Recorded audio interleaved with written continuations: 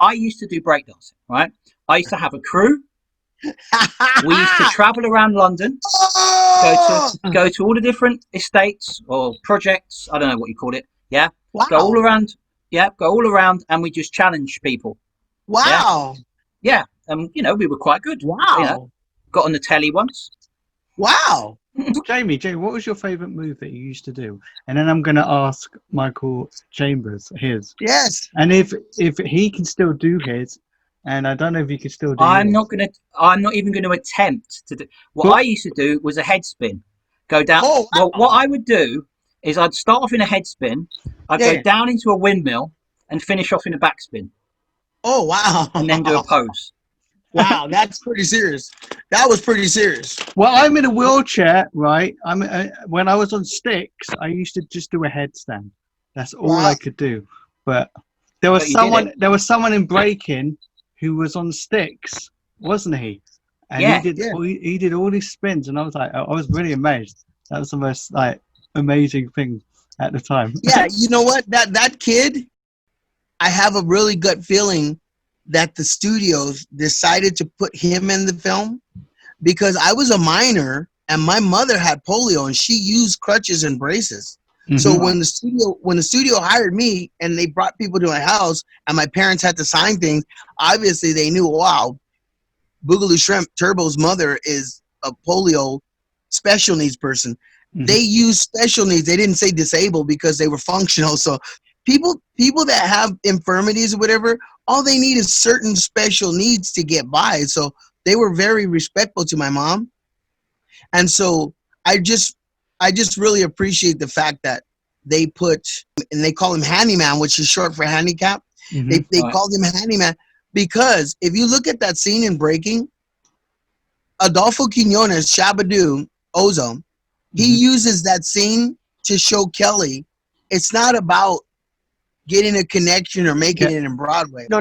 He was bringing out the heart and the improv and how much dance means to somebody that special needs, because that kid wasn't making money, but the audience clap was enough to raise his self-esteem and say, you know what, I am worthy. Even though I'm special needs, you guys allow me to be equal to him. And so the thing is, that's a very important scene and a very important subject, because in this society, a lot of the elderly and a lot of people who are special needs are kind of thrown to the side, as castaways. Right? I know how it feels. I'm in a wheelchair, so it's like, good, great, thanks. Oh, really? Okay, yeah. So now here we go. This leads to that picture that's behind Jamie. That Urkelbot was a very important job in my life because two things. After the movie Breaking in 85, towards the end of the 80s, hip-hop went very dark. I mean, people weren't dancing. People were kind of just into rapping and political rap and this, that. And even the wardrobe wasn't fun. It was just kind of like very serious and hard, right? Yeah. But Breaking wasn't labeled a hip-hop movie. When you look at Breaking in video stores, it's a musical. It was an MGM musical because it was about dance and art, not just hip-hop. Mm-hmm. Hip-hop has its own energy, and we were associated with hip-hop, but we were more universal in bringing in like new wave and all that. So regarding the Urkelbot picture that you have, it's really interesting. And this whole handicap special needs theme, here's the deal. By the time I got the job for Family Matters, which is Warner Brothers, they distributed it now. You can find the episodes online out of respect to Warner Brothers. The thing is, when I took that job, I thought about it and I said, okay, what am I going to do to define my style and put my own body of work out there? Just before me, you had Soul Train dancers, Electric Boogaloos, the Lockers, a lot of other people that were older than me. But I was like, okay, I want to define who Michael Chambers is and what my style is. So when I took that job, it was like me taking my power back, because before that, people would see the broom dance and go, oh, you know what? That's brilliant, but I saw the string. That was a nice thing, but I saw the string. Yeah, I saw the string. So now people were clowning me like I needed special effects, like a gimmick to get by. So I turned that negative into a positive. It just made me better. So I thank those people, because when I got that job, I got it because there's no denying my style. You cannot see my face. I'm in a suit. So the only thing I had going for me was my style, you know, and the thing, and my interpretation of being able to be directed as a character in a suit. The whole thing about that Urkelbot was it was a lot deeper than me just getting a day job. My honor, my style was at stake. I also told my agent at the time, I said, you know what? It's the 90s now. We just, after the new year, 89 into 1990, the new year, I said, okay, I want to start the new year off different. I told my agent, Julie McDonough, I said, I do not want to do music videos, the guy, you know, dancing in a crowd. I want to go after the special effects market. She's like, how are you going to do that? I said, well, if you get an audition where I could play a character, let me know. I would love to be in a suit. She goes, well, what are you basing that on? I go, what I'm basing it on is look at Star Wars. Look at C-3PO and R2-D2. There were people in suits. Look at Lost in Space. Look at Giant Robot. Look at the Japanese science fiction films. There were people in suits. Hello. I go, I would love to at least break that market here with my talents. And sure enough, what happened was what you see. She started off looking for jobs, and like you mentioned earlier, the Bart Simpson, that was my job with Michael Jackson. He wrote the song "Do the Bartman," and then we worked out the steps at Neverland, and then he sent the footage to Gracie Films, and then we came out with the Bart Simpson. But before that, I had worked with Paula Abdul. Paula Abdul did Opposites Attract. We 2 steps forward, I take 2 steps back. You know, nothing in common, but there's trust. I'm like a minus, she's like a plus. One going up, one going down. When things go wrong, we make corrections to keep things moving in the right direction. Try to fight it, but I'm telling you, Jack, it's useless. Opposites attract. So the thing is, that was green screen before CGI and mocam, and she won tons of awards for that. So now my agent was happy because I had actually brought something that could generate income to the agency and myself. So she was on a mission, Julie McDonough. She was trying to get me to get more special effects jobs. After those two, Opposites Attract and Bart Simpson, then I got the role for Bill and Ted's Bogus Journey. Yeah, with Keanu Reeves. They were like time traveling, like surfers from like the valley. And I was able to play like the good robot, saving the babes, like Babelicious. So the thing is, after that production, I realized very quickly, now I became a pioneer dancer for the time in entertainment, because I took my popping skills, not breakdancing. For the record, I was considered an all styles dancer. I could do jazz choreography, locking, popping, anything to get the job that was morally right? So I was considered an all styles dancer and a specialty in liquid animation. So the thing is, as I was building these credits, my agent and industry people started realizing, whoa, Michael Chambers can go from here to, like Turbo, 0 to 60, right? But without getting a ticket from a speeding infraction. Thing is, by the time I did Bill and Ted's, now I was a player in the business as far as a character guy. So Keanu and Alex Winter, they're like the coolest actors. Here's the deal. I get a call from Kenny Myers. Kenny Myers is an amazing special effects guy. He goes, look, I want to pitch you to Lorimar, which was bought out by Warner Brothers Studios. I want you to do a Terminator Robo Arnold Schwarzenegger version of Steve Urkel. I'm like, what is that? He goes, well, look, Terminator 2 is on the big screen, Universal Studios.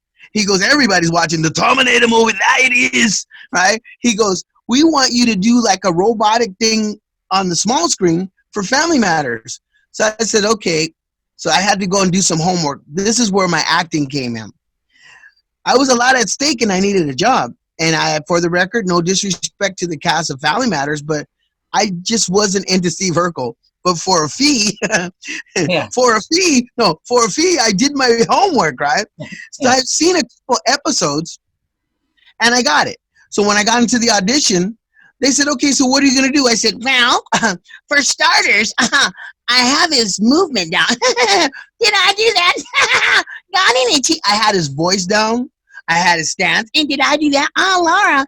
They were like, whoa, no. I was able to watch enough episodes and rewind them to get his movements down and his gait. The way he talks. So the director's like, wow, okay, he has our actor, but can he move? Can he move? So then I was like, watch. So as I started doing my thing, boom, the rest is history. I got the job. I mean, the studio said we got this guy because I did my homework. I was able to watch Jaleel White's movement and get his voice down. And the thing is, they were like, wow, if you could imitate our character, Urkelbot, Robo Nerd, was an extension of Steve Urkel. So Steve Urkel's like, allow me to present Urkelbot. Urkelbot was him, a robot version of him. So when you have that and you look at those episodes, it carries more weight, you know. And I, you know, like I said, back to the special needs. After all that, the underlining thing that I was most proud about, my mother, while she was still alive, she realized where I got that information from with the whole robo thing, because I woke up with a robotic looking mom, a bionic mom every single day. My mom, she put her braces on. She had the sounds. When my mom put her braces on and she walked, it was boom. So for a child, robotics and bionics was very cool. It wasn't something to be ashamed of. So when I mastered a style, Urkelbot, he uses prosthetics. He uses those things. That suit kind of helps not disabled, but special needs people see the backstory of how I made those accessories cool. So just that's respect to all the special needs and wheelchair bound and prosthetic people. Urkelbot had a deeper meaning for it because that was me paying it forward, not with just my style, but you know, just letting people know, you know what, you just work with what you have and you make it shiny and you just keep on it and you keep on smiling and move forward. Next time you see me, I'm going to have braces on everywhere, walking around like this. Well, you know what? You know what would be cool? If you get some LED lights around your wheels, so at night people see I'm having a hat like it with the light. Yeah. And then guess what? You could be Dr. Xavier's, like Dr. Xavier, like Tron. You know, you can make it fun. You know, you work with what you have because I don't mind being a robot. It's cool. No. And you know what? Cool as cool can be, because everybody has like their own gift, you know, and so I want to see that. I want to see that picture. Right on, man. In 200 years, there'll probably be not that many people who don't have some kind of robotic cybernetic enhancement, either better eyesight, better ears, you know. They're just going to be a brain in a jar. Well, maybe. You know what? I have to say this for the record, because you know, with this COVID-19, and I think everybody's their free enterprise and their agents and representing themselves.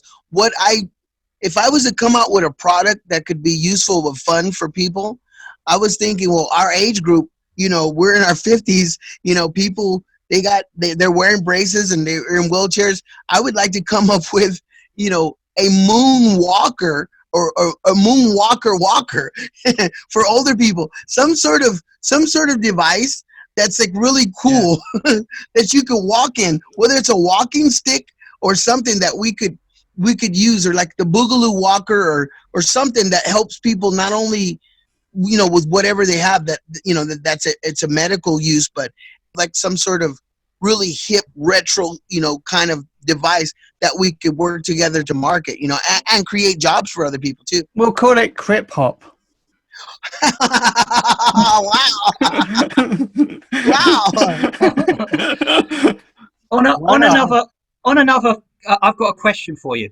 Who was better, Ice-T, the breakdancer, or MC Mike? Because behind me, if you can see, is the set to Funhouse. Well, look.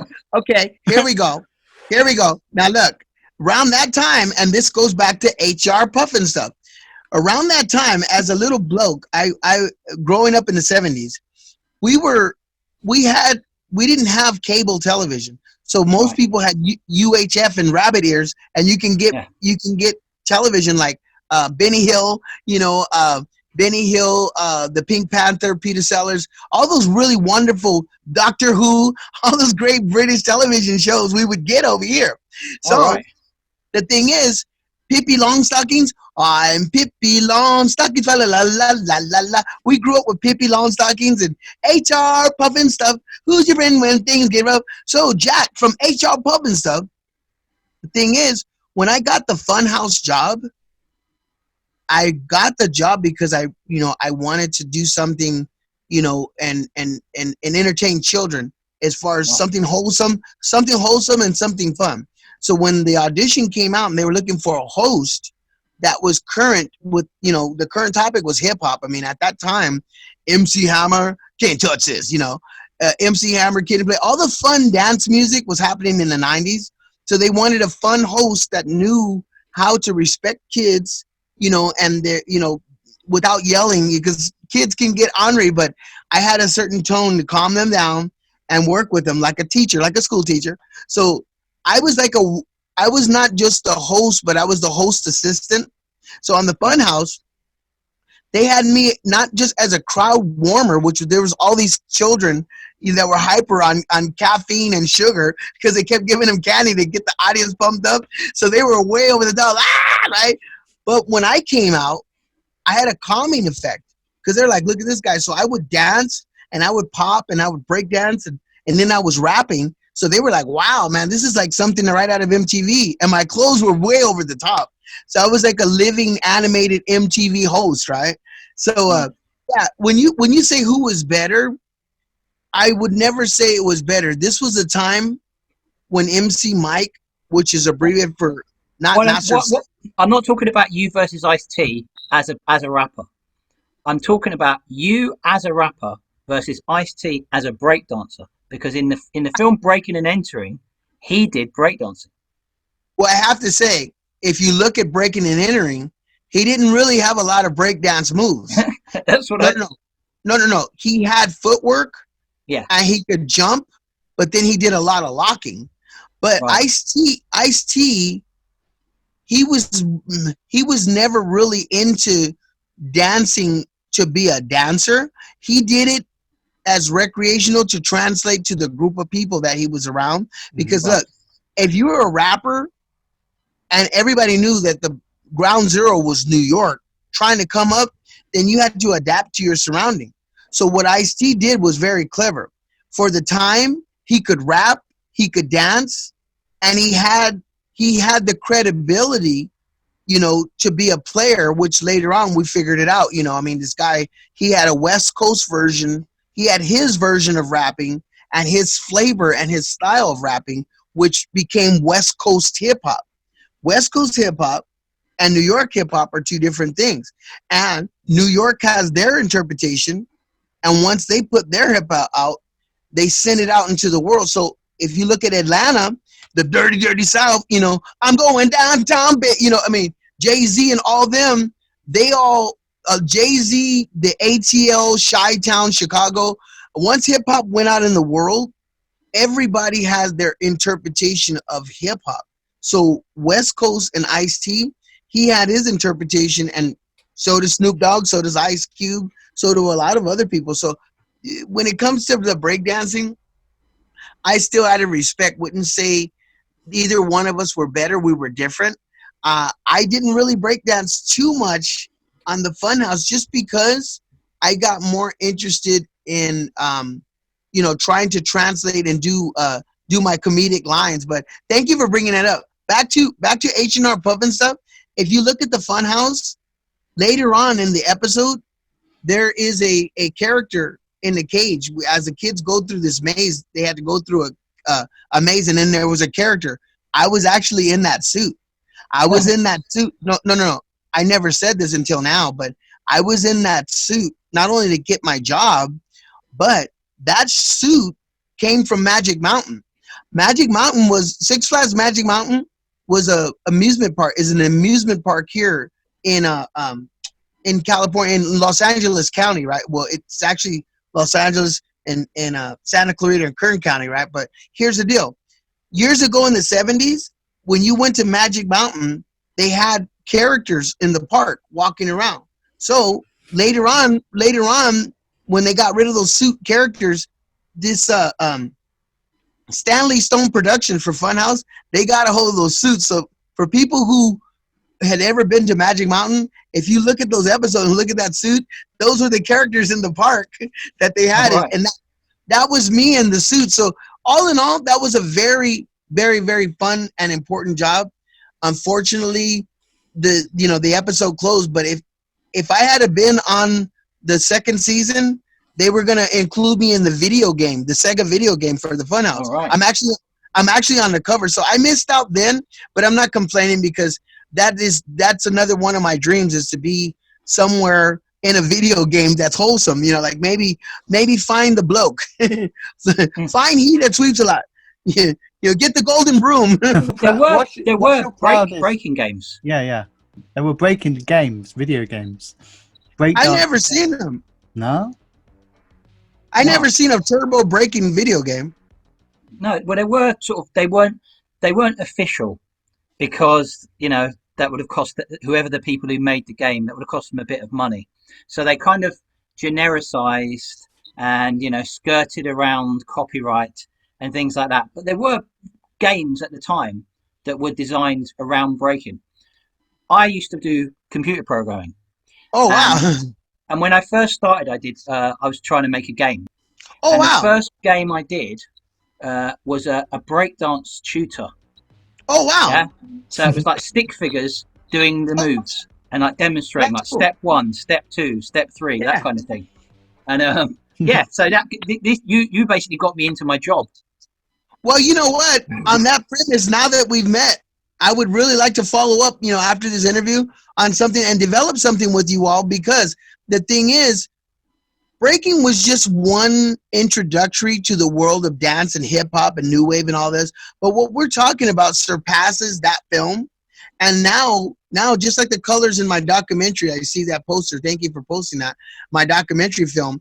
Taylor Galanka did those colors for a reason, because he realized very quickly I wasn't the stereotypical hip hop, but I had multicultural, universal dimension in my art, which are, as we're speaking now, from Thames in Wembley to East Asia to Japan to Korea, whoop-um Gangnam style, whoop, all around the world, Uganda, Cameroon, all around the world, people have this hip hop in common. What we're talking about, the 80s, Planet Rock, Wild Style, Beat Street, Breakin N Enterin, people know it. So to have a video game that incorporates all those textures, it would be very lucrative and something else that's a buffer from all the violent games that are out there. I would love to create something with you all. They need it, don't they? You need something that has good music, something that has totally good music, something that has something really fun, but a good moral message, that we all come together. There's a picture behind you of early Radiotron. There is indeed. There was in the film Breakin N Enterin, the documentary. One of the things they mentioned was that it was quite universal. Yes, there were all different races, ages, people turning up and all kind of contributing. Yeah. Was it collaborative? And was it also competitive? Well, I have to say, for honesty, once again, I was only 14 years old. So I just did my job. But when I look at it, the thing is, Adolfo Quiñones, Shabadoo, he got together with director Topper Carew, who was the director of the television show Martin Lawrence, the Martin Lawrence TV show. The director of Breakin N Enterin was Topper Carew. As they got together, they realized this subculture that was happening in LA of all these great dancers with all these really different styles. So to be able to corral and get everybody on film, Shabadoo, Adolfo Quiñones, who was a choreographer who knew staging, he was able to go out and hire the dancers that were pretty much already polished dancers that knew routines and set etiquette, as they say. So if you look at the dancers, the ones featured in Breakin N Enterin, they had already had background in show business.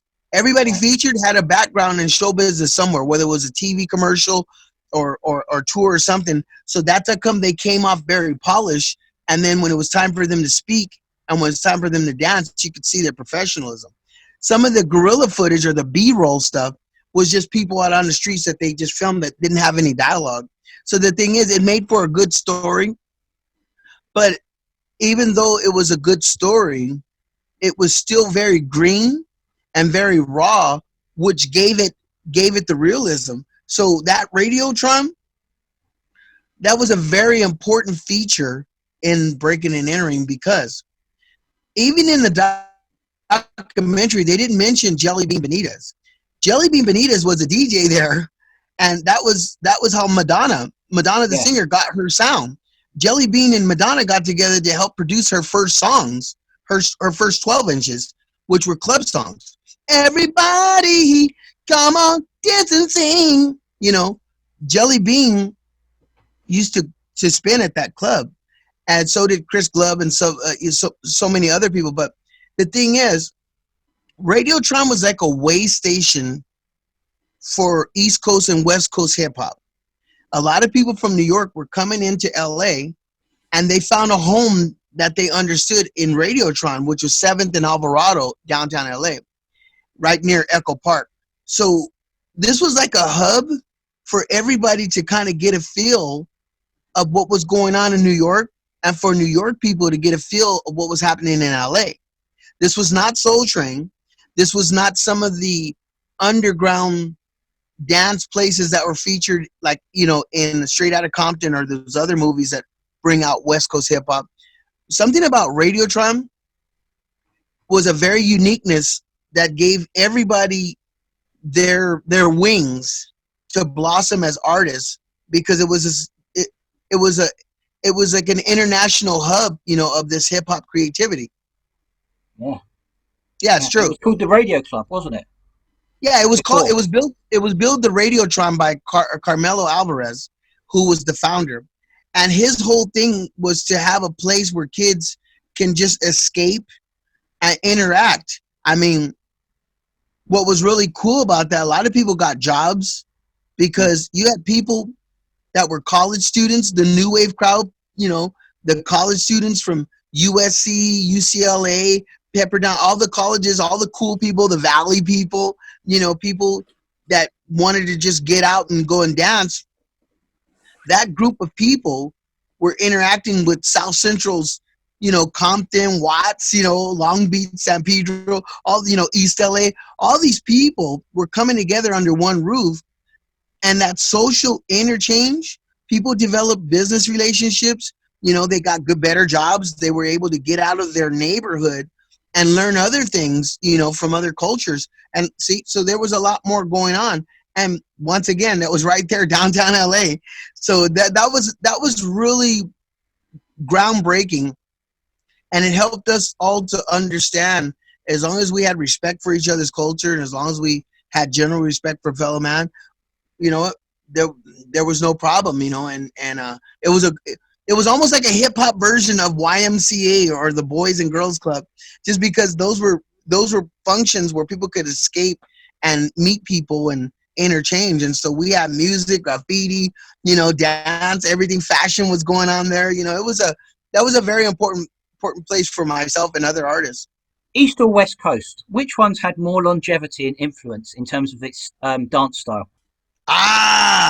That's a tough one, because for the record, East and West Coast built the hip hop industry. East Coast flavor. No, think about it. When the film Breaking and Electric Boogaloo came out, so did Beat Street. And then before that, you had Wild Style and Style Wars, and the list goes on.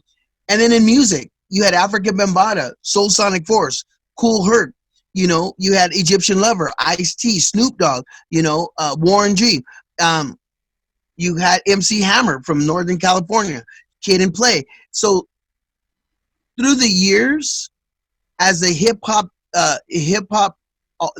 elements started really getting worldwide attention, I have to be fair. East Coast and the West Coast have helped build the longevity of hip hop, because what we did, East Coast and West Coast, resonated to the ATL, Atlanta, to Georgia, Alabama, Montgomery, Alabama, Chicago, all these different places. And then later on, the Asian America, Japan,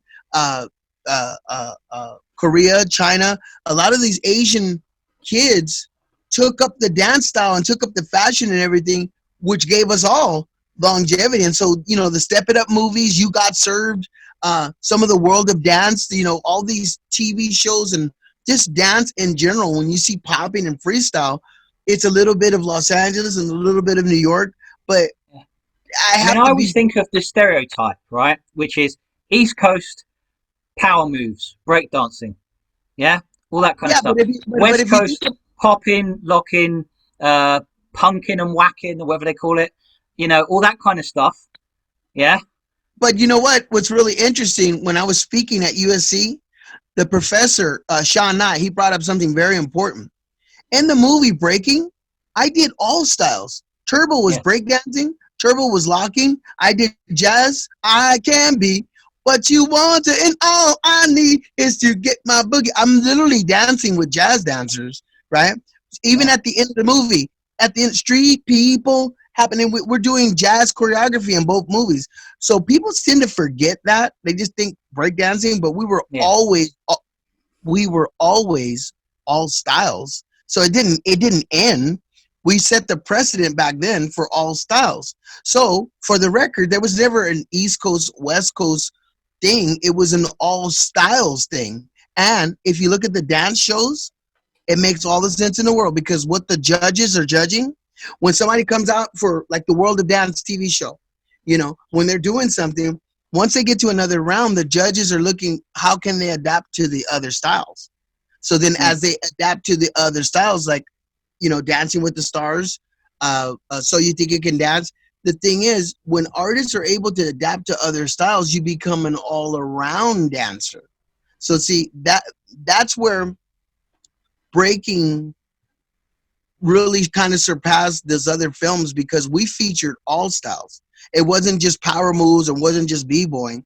We featured all styles. And then on the part 2 of the film, we even said, okay, you know what? We're going to do jazz dancing and still go back to who we are, which if you're a dancer, you should be able to do everything. So that's the thing that resonates now, because some of the greatest dance films feature all styles.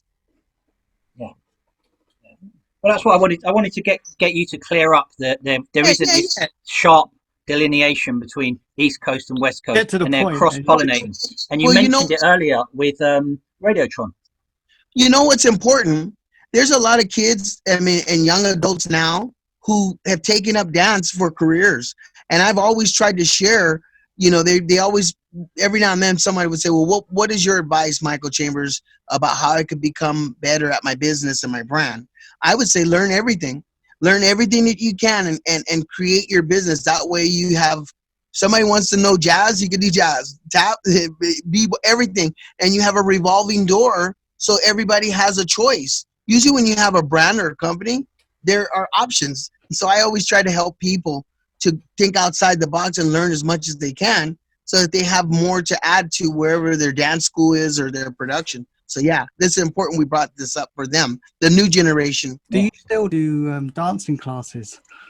Yeah, as a matter of fact, I'm glad that you brought that up, because now with COVID-19, I guess we're all in the same boat, trying to have an honest income. And I've been able to, it's been a blessing from God to be able to reach out to people and learn technology.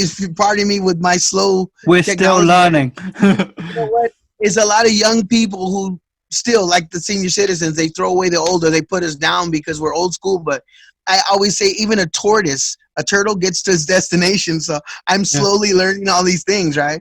But it's like the rabbit and the hare. The tortoise and the hare. A lot of the young people are like, you can't do this or whatever, and they know all the gadgets or whatever. But we get to where we have to efficiently. Yeah. So with that being said, you know what? I have been able to do a few Zoom classes, But this COVID-19 thing, I think, has got everybody kind of distracted with priorities, which I respect. I hope everybody and their families are safe. But underneath that, God willing, and people who believe in Him, I'm hoping to step it up, and be able to get more jobs via Zoom or something like this, where I could be an educator and help people, because I find downloading history a lot more meaningful, just because it gives me a chance to show an extension of my humanity and what I'm about, as opposed to just dance steps. We all have something to contribute, and I think just with my knowledge, about life, and not being opinionated but being factual, and being interactive, I kind of like that kind of dialogue, like having our own hip hop form, or our own dance musicology form. See, because musicology and dance covers 80s, circa, new wave, the whole electronica, everything we talked about. I'd love to come up with something that allows us to talk about CBGBs and the history of dance, fashion, and stuff like that. So maybe we could come up with something like that. Right. Be cool. Well, there's this super fan I have to mention that they're called Prettywak, aka Amie. Amie. She came up with the name Prettywak because of you. So, and this is her question, okay? How can I be Turbo, okay? What do I have to do, wear, think, and act? How many hours do I have to practice breaking? Well, you tell Amie to try to learn everything that she can about animatronics and stop motion. Turbo, which is Boogaloo Shrimp. For the record, I played myself in the film. When I got on that film, and the credits are Boogaloo Shrimp, the film company says, wow, this guy's really over the top. He's animated. He's excited. And when he dances so fast, it's turbotic. So they labeled me Turbo, because if you look at my speed, it's really fast, right? So they go, this guy dances turbotic. He's turbo. So the thing is, after all is said, you're looking at Boogaloo Shrimp, really.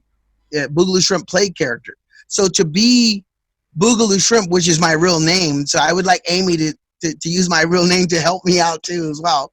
The thing is, to be Boogaloo Shrimp, as far as a master of dance, what I did was I looked at stop motion. I looked at Ray Harryhausen stop motion characters, Jason and the Argonauts, Clash of the Titans. I looked at Giant Robot, anything that moved that was non-human. And I started really looking at the detail of, of movement. Then I started analyzing the smooth transition. If you ever look at Hawaiian dancers, their hands, they're very smooth. Everything's smooth, everything's smooth. Matter of fact, there's a video on YouTube of Bob Fosse doing the snake dance. If you look at the snake dance, he does like smooth jazz, which was kind of an influence of Michael Jackson's. You'll see the clothes and the way he dances. People don't really see it, but look up Bob Fosse's snake dance. My cousin does it. Yeah. Oh yeah, cousin Neil. Yeah. You'll see the smooth jazz. So with that being said, Amie needs to look at everything that she can with different dances, and then she'll find out who Amie is, because I learned from many different dance styles to come up with my own style. But usually when I teach, I try to teach masters, not students. I want people to become masters of their own steps. So the thing is, in order to master yourself, you have to have foundations. So when you get those foundations, you master your own technique. So I would hope that she studies everything that she can and comes up at the end of the day with Amie's signature style. There you go, Amie. There you go. She'll be over the moon, by the way. She'll be moonwalking. Well, okay, if she does that after she practices, tell her to do a hip a hip version of "Fly Me to the Moon." Let me know what life is on. In other words, hold my hand. I've realised what your English accent is now. It's like Billy Idol. Oh yeah. Well, yeah. Well, guess what?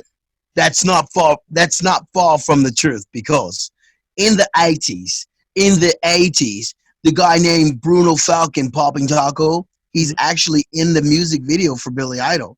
After the movie Breaking, we all went out to do these other really cool jobs.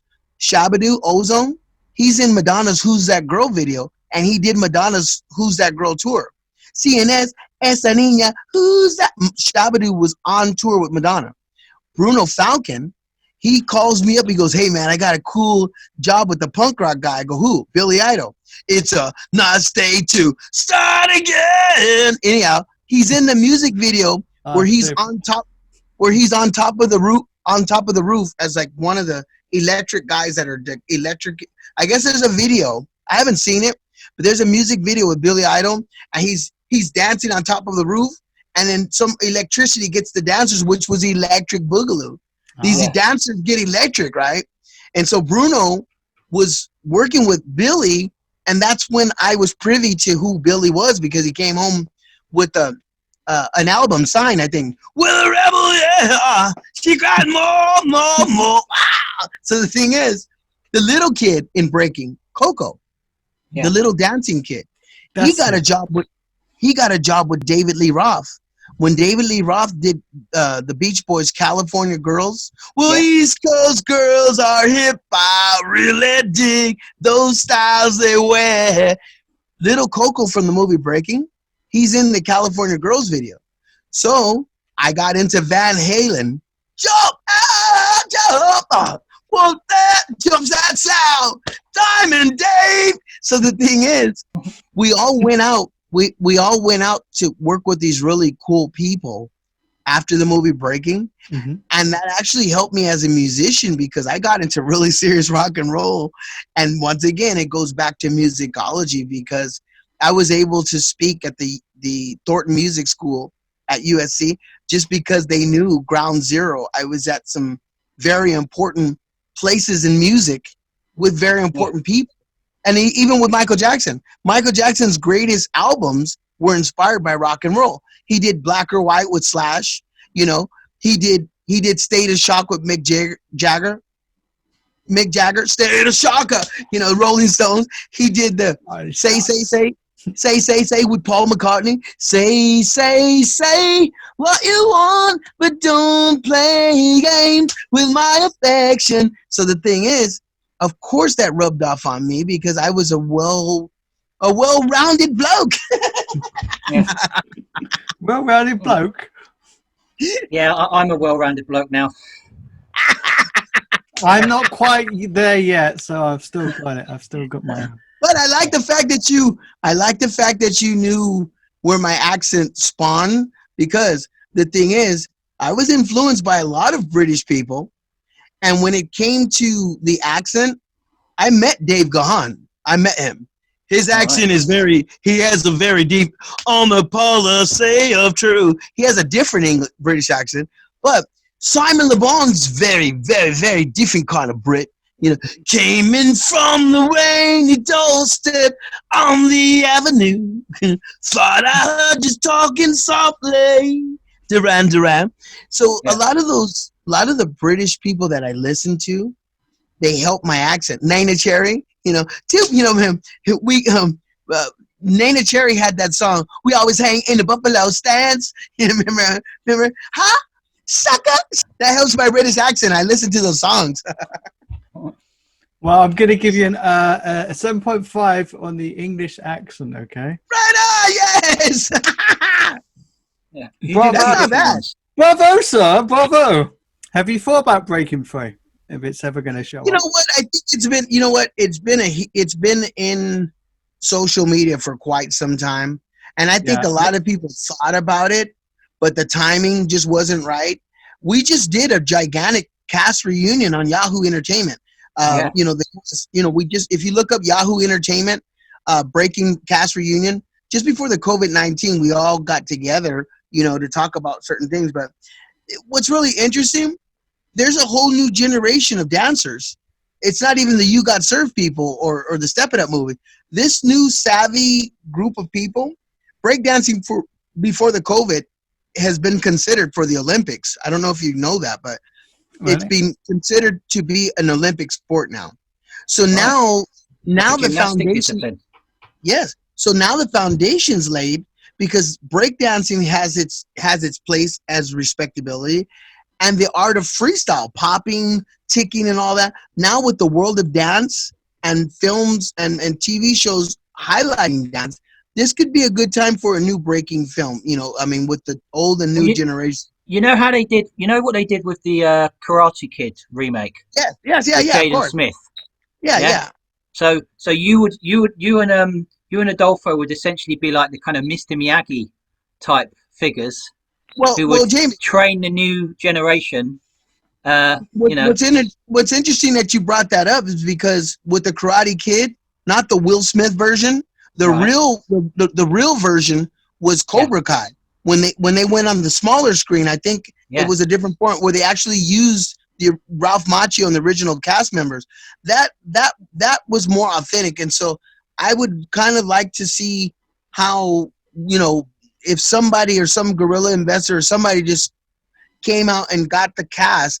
I think the new film would work if we had myself and Adolfo and Lucinda, you know, if she's available, to mentor a new generation of kids with problems and with issues, real life thing. But at the same time, we have a common goal. Like the last film, we saved miracles, but I think, you You know, gotta have a bad guy though.